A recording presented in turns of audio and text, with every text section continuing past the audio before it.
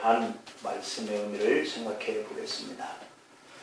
지난주에는 고난주간을 보냈고 지난주간에는 부활절을 보냈습니다. 오늘은 승천에 대한 메시지를 생각해 보겠습니다. 예수님은 부활하신 후에 40일을 지난 다음에 감난산에서 제자들이 보는 가운데 승천하셨다. 성경이 그렇게 우리에게 가르쳐주고 있습니다. 이것은 예수님이 거룩한 몸으로 부활하신 이 사건과 마찬가지로 승천도 거룩하신 몸으로 승천하셨다라고 하는 것을 증거하고 있는 의미임을 우리가 알 수 있습니다. 이제 예수님의 죽으심과 부활에 근거한 우리 기독교의 신앙은 예수님의 승천에 근거한 재림의 신앙으로 확대되는 그런 출발점이다 라고 이렇게 표현할 수가 있겠습니다. 우리가 고난받으시고 그리고 부활하신 이후에 승천하셨다고 하는 이 사건은 너희가 본 그대로 다시 온다 라고 하시는 그 의미의 초점이 맞춰져 있기 때문에 재림신앙의 출발점이 예수님의 승천을 통해서 시작되었다라고 이렇게 말씀을 드릴 수 있어요. 예수님의 승천이라고 하는 이것은 예수님이 이 땅에 오셔서 하나님이 그분에게 맡겨주신 그 사명을 온전히 순종함으로 예수님에 대한 그 사명을 다 이루었다라고 하는 일이에요. 그래서 예수님도 하나님의 그 명령하신 그 말씀대로 자신의 삶을 온전히 사명을 다하였다라고 하는 이것에는 상당히 그를 따르는 우리 믿음의 성도들에게 큰 의미가 있다고 볼 수 있어요. 왜냐하면 그분께서도 하나님의 명령대로 사명을 다 이루었다라고 하는 것에는 우리도 그와 같이 사명을 다 해야 한다라고 하는 것에 포커스를 맞출 수가 있기 때문이죠. 이전에 우리 주님께서 하나님의 명대로 이 땅에서 자신의 목숨을 다 던져서까지라도 그 사명을 감당했는데 그분을 하나님께서 어떻게 하셨나 하는 것을 보면 하나님 우편 보좌에 앉게 하셨다라고 이렇게 말씀하고 있거든요. 그러면 저와 여러분들도 주님께서 그 사명을 다 했더니 하나님 우편 보좌에 앉게 하셨다라고 하는 이러한 상급이 주어졌다면 오늘 우리도 우리에게 주어진 사명을 잘하면 우리에게도 돌아올 상급이 멸관이 있다라고 하는 것을 우리가 유추해 볼 수 있는 것이죠. 이때 주님은 우리에게도 중요한 그러한 약속을 하시는데 오늘 이 본문 속에서 말씀을 하고 있는 것처럼 어찌하여 서서 하늘을 쳐다보느냐 너희 가운데에서 하늘로 올려지신 이 예수는 하늘로 가심을 본 그대로 오시리라 이렇게 말씀하고 있거든요. 다시 주님이 이 세상에 오실 때라고 하는 그 약속의 성취는요 대단한 큰 사건을 의미하고 있는 거예요. 이 땅에서 믿는 사람들과 믿지 않는 사람들을 백보자 심판 때에 다 선악간에 불러 올려서 심판하시겠다라고 하는 의미를 실행하기 위해서 그 약속을 지키기 위해서 주님이 오시기 때문에 이 주님의 다시 오심은 초림 때에 십자가를 지러 오시기 위해서 오셨던 그분이 많은 고난을 다 짊어지고 맥없이 십자가에서 죽으신 그런 모습과는 완전히 반대되는 것이죠. 그러므로 우리는 계시록 22장의 20절 말씀처럼 아멘 주 예수의 오시옵소서 언제든지 우리가 주님을 맞이할 이러한 준비를 하면서 우리가 예수님이 하나님의 명령을 사명을 다해서 감당해 갔던 것처럼 오늘 우리는 주님께서 약속하신 그 말씀의 그 뜻을 온전히 이루어 가도록 당부하신 그 말씀은 땅끝까지 이르러서 복음을 증거하라는 것이거든요.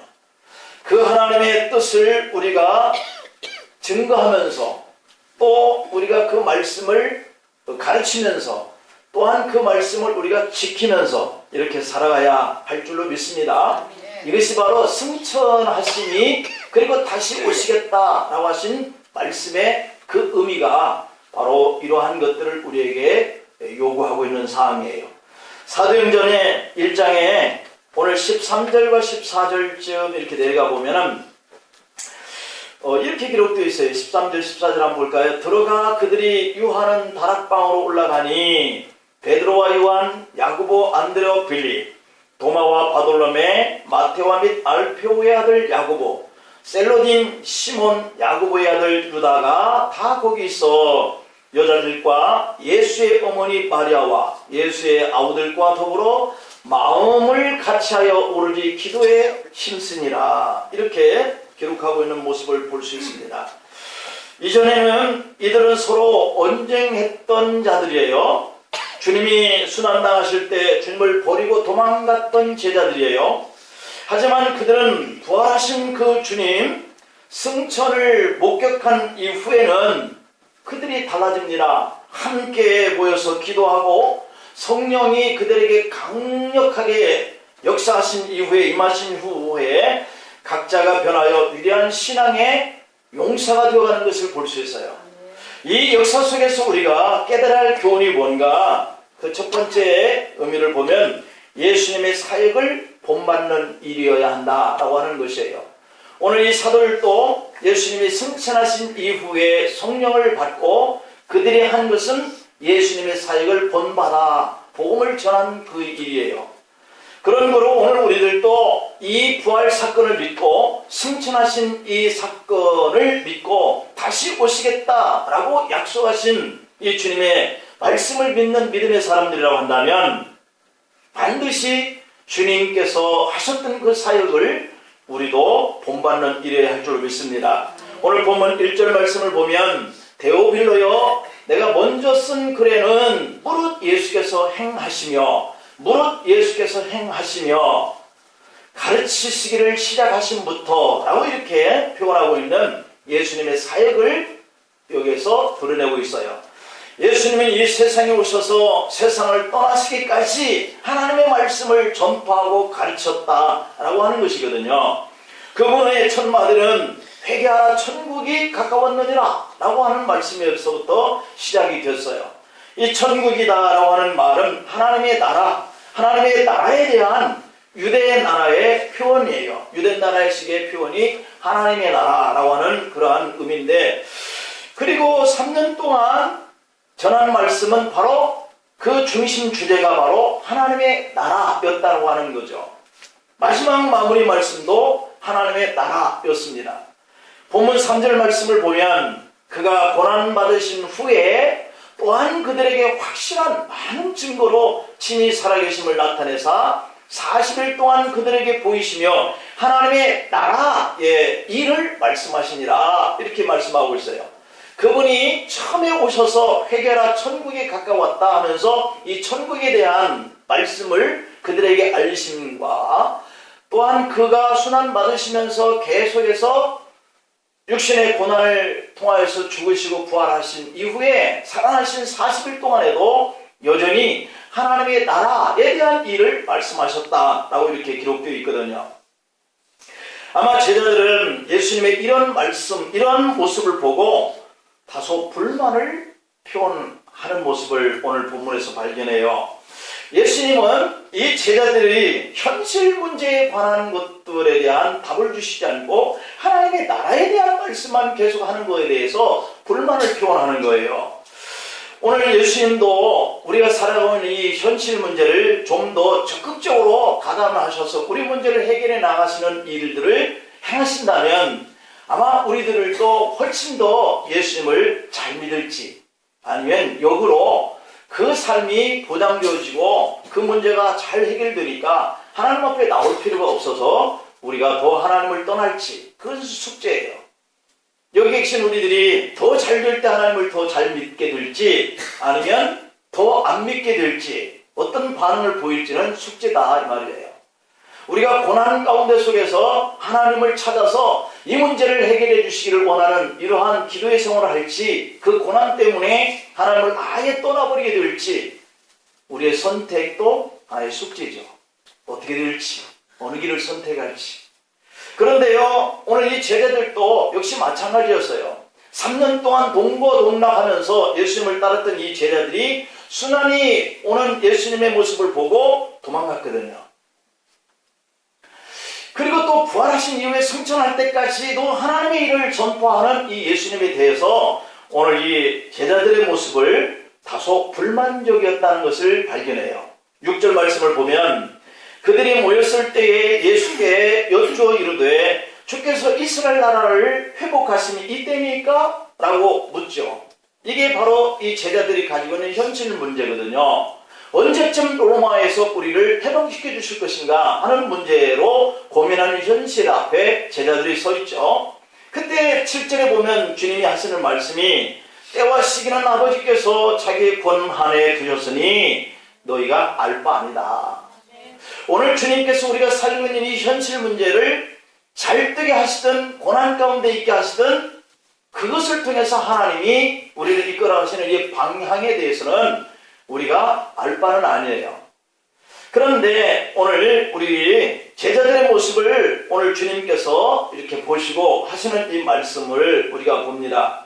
지금 그들은 죽음을 이기고 부활하신 예수님의 눈앞에 서 있는 거잖아요. 이미 죽음이라고 하는 것을 이기고 서 계신 주님의 모습을 보면 이들은 이렇게 질문할 필요가 없는 거예요.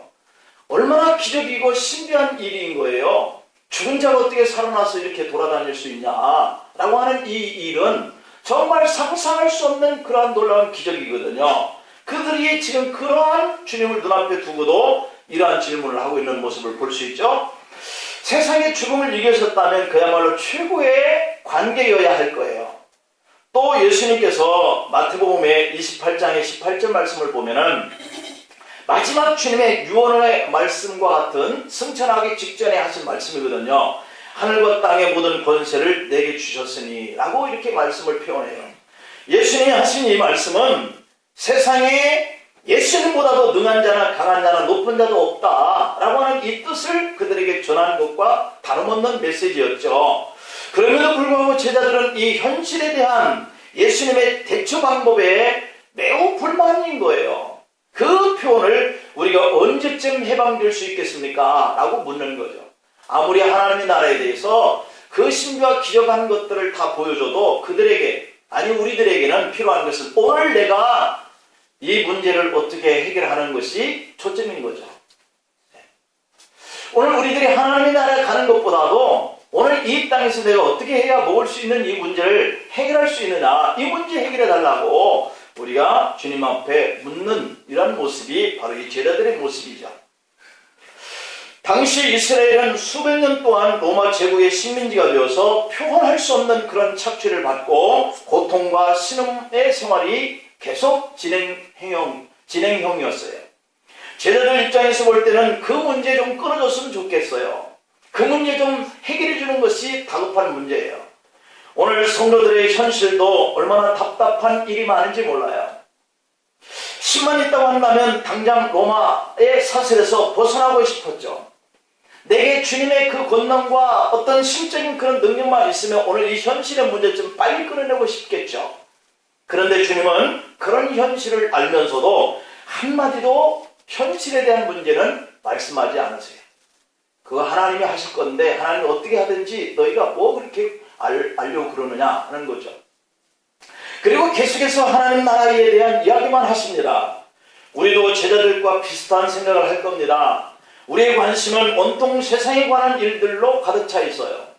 그만큼 세상 일이 우리에게는 심각한 사안인 거죠. 정치 문제, 참 골머리 아프죠.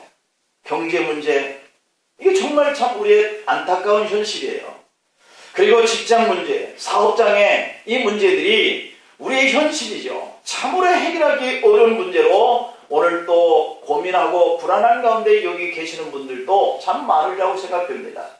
그런데 우리가 그런 현실의 문제가 많이 있음에도 불구하고 목사는, 성경은, 우리 하나님은 그냥 교회 나와서 하나님께 영광 돌리고 예배 드리라는 거죠. 그리고 기도하자는 거예요. 그리고 전도하라고 그럽니다. 이 세상 일과 너무 동떨어지는 이런 말씀을 자꾸 하시잖아요. 내 이 직장 문제, 내 사업의 문제, 나 이 질병 문제, 이 경제적인 문제 좀 해결해 주기를 원하는데 주님은 전도하라, 하나님께 영광 돌려라, 기도하라 이러신단 말이에요. 세상 일로 고민되고 고통받는 이 문제로부터 해결되기를 원하고 바라는 이 현실 문제에 해결되는 말씀은 없는 것 같은 거예요. 이스라엘 백성들이나 저와 여러분이 현실 문제로 고민하는 것을 예수님이 과연 모르셔서 그럴까? 정말 모르셔서 그러실까요? 정말 우리 문제를 안 당해보셔서 그럴까요? 아니면 못 보셔서 그럴까요? 병든 사람의 형편과 사정을 예수님이 진정 모르실까요? 가난한 사람의 갈급한 안타까운 심정을 주님이 모르실까요? 압박당하면서 심의 눌림으로 인한 신음하는 이러한 환경을 주님이 모르실까요? 퀘션을 다 우리가 달아봅니다. 물음표를 우리가 가져봅니다. 그런데 답은 아니라는 거예요. 우리가 우리 문제를 아는 것보다 주님은 훨씬 더 우리의 아픔을 잘 아시고 훨씬 더 슬픔을 당해보셨고 훨씬 더 괴로움을 더 잘 당해보셨기 때문에 익히 알고 계세요. 이미 십자가의 그 고통과 그 고통을 받기 전까지의 순환의 모습들, 그리고 그의 삶 속에서 자기 형제들을 위해서 목수의 이런 환경을 통해서 저들이 먹고 또 입고 하는 문제들, 어머니 때문에 그 일찍 아버지를 잃고 난 다음에 그 받았던 그런 환경의 어려움 다 아시죠? 우리보다 더 슬픔과 고통을 아셨으면 아셨지 모르실 리가 없는 분이세요. 그럼에도 예수님의 관심은 현실에 있지 않았습니다. 그럼에도 불구하고 그분은 하나님 나라에 대한 것을 말씀하고 있다고 하는 것이 뭔가 우리가 생각해 볼 어떤 깊은 의미가 있지 않겠어요? 왜 우리가 이런 현실의 문제에 아픔을 가지고 있는데 주님은 이 문제를 해결하는 길이 이런 길이라는 것을 가르치지 않고 오직 하나님의 나라에 대한 말씀을 선포하셨을까? 하는 이 문제에 우리가 큰 도전이 있는 거예요. 이것은 우리에게 너무 중요한 사실이기 때문인 거예요. 우리가 제자들처럼 현실 문제에 집착하고 하나님의 나라를 잊어버리면 우리의 인생이 더욱더 비참해진다는 것을 아시는 거예요. 우리 안에 하나님 나라가 이루어지지 않으면 아무리 교회를 열심히 다녀도 그 사람의 인생의 끝이 말할 필요도 없는 이러한 곳에 도달하게 된다는 것을 주님은 아시는 거죠. 하나님의 나라가 설당이 없는 육신의 일을 아무리 움켜쥐고 살아도 그의 인생의 끝은 너무도 분명하고 비참한 곳에 도달하는 것을 주님이 아시기 때문이에요. 여러분, 하나님 나라가 무엇인가요? 하나님 나라는 천국을 의미합니다. 하나님의 나라는 십자가에서 부활하시고 그리고 하늘과 땅의 권세를 가지신 예수님께서 통치하시는 그런 영역이다 라고 말씀하세요. 예수님의 그 지배를 받는 곳이 바로 하나님의 나라다 라고 말씀하세요. 세상 나라는 생각하는 사람들에게는 이 세상, 이 하나님 나라에 대해서 전혀 이해가 안 되는 거죠. 제자들도 이때만큼은 하나님 나라에 대한 이야기만 계속하시는 주님이 이해가 안 되는 거예요. 그러나 그들이 성령 받은 이후에는 내가 좀 잘 먹고 잘 살고 내 목숨을 보존하기 위해서 숨는 것이 보호되고 이런 길을 가지 않았잖아요. 그들은 자신의 목숨을 내놓고 복음을 전하면서 주님이 받으신 그 고난을 받으면서 때로는 맞고 때로는 옥에 들어가고 때로는 목이 잘려지는 그런 교수형을 당하고 이런 길을 갔어요. 참 신기한 일이잖아요. 이들도 우리들처럼 세상의 문제 해결해 주기를 간절히 바라는 그러한 문제 때문에 주님께 나아갔고 그 문제를 해결해 달라고 주님께 불평도 해봤지만 그러나 주님은 너희가 알 바 아니다 라고 말씀하시는 이 의미가 뭔지를 그들은 성령이 충만하게 된 이후에서야 그것을 깨닫고 그들도 주님이 가신 그 길을 간 거예요. 세상 나라만 생각하는 사람들에게는 이 하나님의 나라에 대한 그 의미에 대해서는 전혀 이해가 안 되는 거예요. 이해할 수가 없는 거예요. 왜냐하면 이 땅의 것과 하늘의 것, 육신적인 것과 신령한 것, 일만큼이나 가치관이 달라요. 그 나라의 필요성에 그 특성도 달라요. 세상이 원하는 목표와 하나님의 나라가 원하는 목표가 너무 달라요. 그러므로 세상 나라 육신적인 목표에 너무 많이 빠져 있으면 아무리 하나님의 나라를 귀가 아프도록 외쳐도 마치 동화책에 보니까 어떤 새가 하나님 나라에도 맛있는 고동이 있느냐라고 물었을 때 거기에는 고동 같은 것은 없어. 그랬더니 그렇다면 나는 그런 하나님 나라는 가기 싫어. 그랬다고 그러잖아요. 그런 의미예요.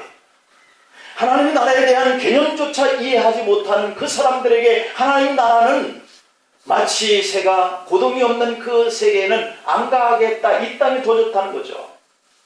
제자들은 예수님이 왕이 되면 서로가 한 편 자리씩 차지할 것에 다투기까지 했다 그랬어요.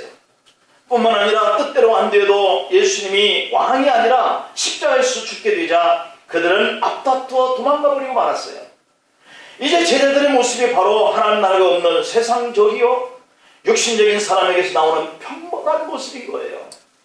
그러나 그들이 기도하고 성령이 충만하게 되니까 하나님 나라가 그들 마음 안에 이루어지기 시작하는 거예요.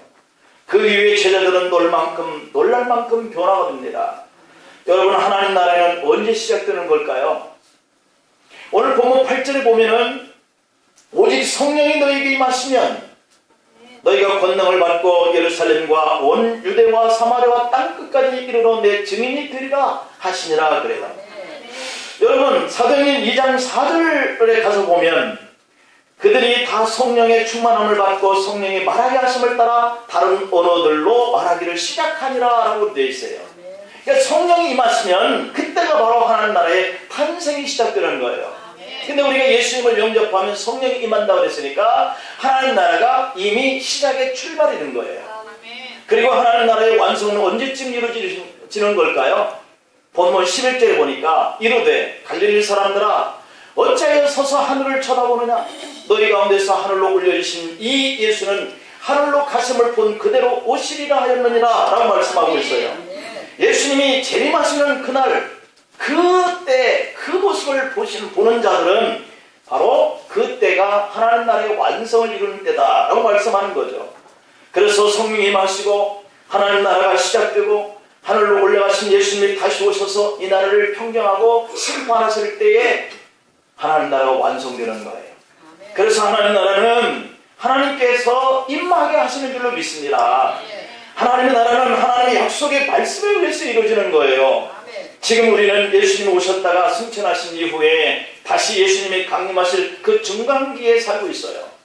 주님이 승천하신 후가 벌써 2018년이라고 하는 세월이 흘러갔어요. 그러므로 이 중간기는 점점점 주님이 오실 때를 향해서 가고 있다는 거죠. 왜냐하면 주님의 재림이 그만큼 가까워졌다라고 하는 증후군들이 많이 일어나고 있기 때문이에요. 오늘 본문 8절에서 말씀하고 있는 것처럼 성령이 너에게 임하시면 권능을 받고 예루살렘과 유대와 사마리아 땅끝까지 이르러 내 증인이 되리라. 성령이 임하시면 제자들도 주님이 가셨던 그 길, 복음을 들고 그 길을 가고 고난을 받으면서 그 길을 가고 순교를 당하면서 그 길을 갔잖아요. 저와 여러분들에게도 성령이 임하시면 바로 이 제자들이 갔던 그 길, 주님이 가셨던 그 길 갈 수 있는 줄로 믿으시기를 축복합니다. 이것이 바로 주님께서 하나님의 나라 그 복음에 관한 이야기를 증거했던 그 증거의 삶을 우리도 요청받고 있는 것이죠. 두 번째로는 제자들은 한만 보다가 책망받았다라고 하는 이 의미예요. 오늘 본문 10절 11절에 보니까 올라가실 때 제자들이 자세히 하늘을 쳐다보고 있는데 시몬 입은 두 사람이 그들 곁에 서서 이르되 갈릴리 사람아 어찌해서 하늘만 쳐다보고 있느냐라고 이렇게 말씀해요. 예수님의 승천 장면은 예수님이 서서히 공중으로 올라가시는데 구름이 주님을 싹 가리기 시작하고 사라졌어요. 그런데도 제자들은 넋을 잃고 하늘을 쳐다보고 있는 거예요.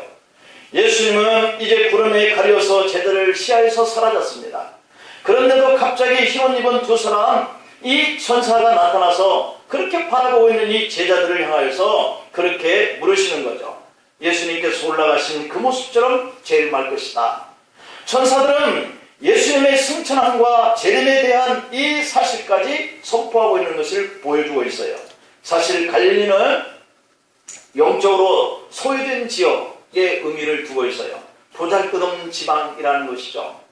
그들이 예수님을 만나 사도로 세우심을 받고 교회의 기초를 세우고 세계 선교의 선봉이 될 수 있었던 것은 하나님의 능력이 아니고서는 도저히 불가능한 거죠. 그들이 주님과 함께 하지 않고는 이 일이 불가능한 거죠.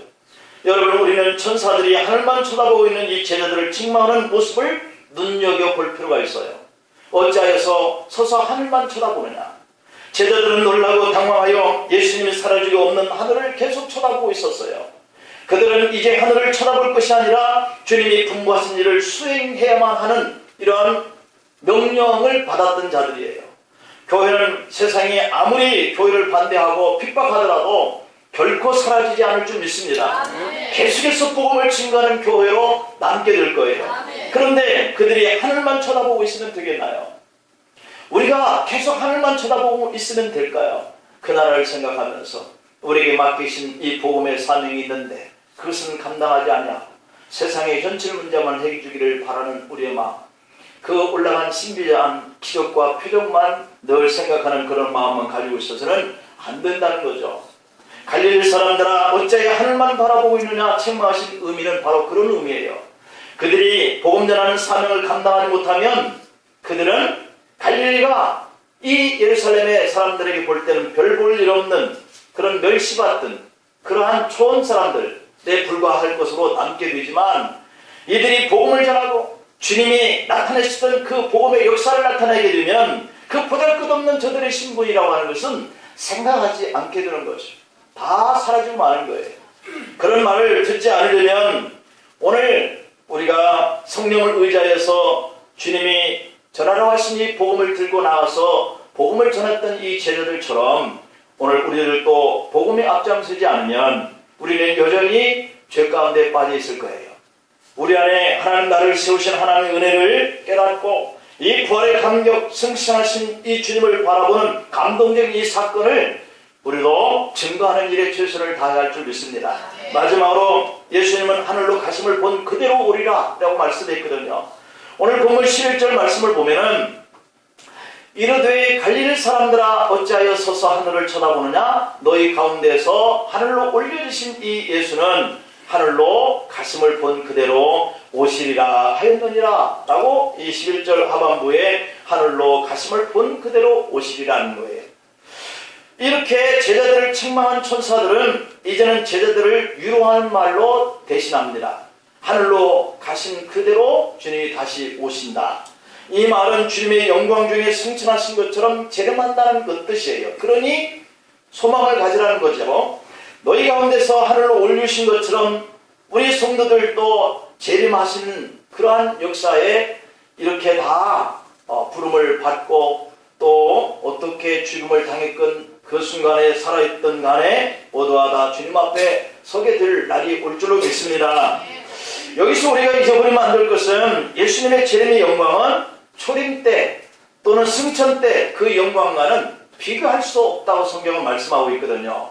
예수님이 승천하실 때는 소수의 제자들만 보았지만 주님이 재림하실 때는 죽은 자들과 산 자들의 찬양을 받게 되는 영광스러움이 임한다는 거예요. 데살로니가전서 4장의 16절 18절에 보면 주께서 호령과 천사장의 소리와 하나님의 나팔 소리로 친히 하늘로부터 강림하시리니 그리스도 안에서 죽은 자들이 먼저 일어나고 그 후에 우리 살아남은 자들도 그들과 함께 구름 속으로 끌어올려 공중에서 주를 영접하게 하시리니 그리하여 우리가 항상 주와 함께 있으리라. 그러므로 이러한 말로 서로 위로하라 이렇게 말씀합니다. 소망이 되고 위로가 되는 것은 우리가 주님이 오시는 그 재림 때에 공중으로 끌어올려져서 그분과 함께 항상 함께 있게 된다 이렇게 말씀하거든요. 승천 때는 두 천사가 주님의 승천에 시중을 들었지만 주님이 재림하실 때는 하늘의 천군과 천사들이 동반되어서 온다는 거예요. 승천하신 때는 제자들에게 교회를 세우고 복음을 전파하라 명령을 하셨지만 재림하실 때는 성도들에게 영원한 안식과 위로를 주는 때라는 거예요. 그러므로 그때까지 주님이 우리에게 하신 말씀은 증인이 되라 라고 하는 거예요. 이 명령은 주님의 모든 지상의 사역과 가르침의 결정체인 줄로 믿습니다. 하나님 나라를 이루가는 증인들이 되기를 축원합니다. 기도하시겠습니다.